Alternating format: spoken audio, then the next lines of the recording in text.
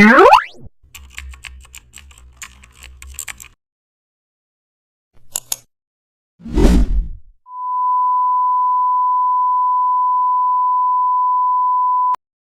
this lesson, we're designing a business flyer using Frame Mask with a structured, professional approach.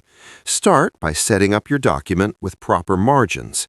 Business designs rely on clarity and alignment, not decoration.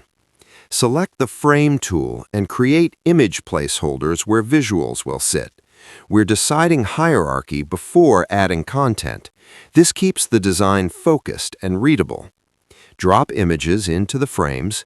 Notice how Photoshop handles scaling automatically. This ensures consistency across all visual elements. Double-click inside a frame to adjust image positioning. This is important because business flyers demand precise framing, not random crops.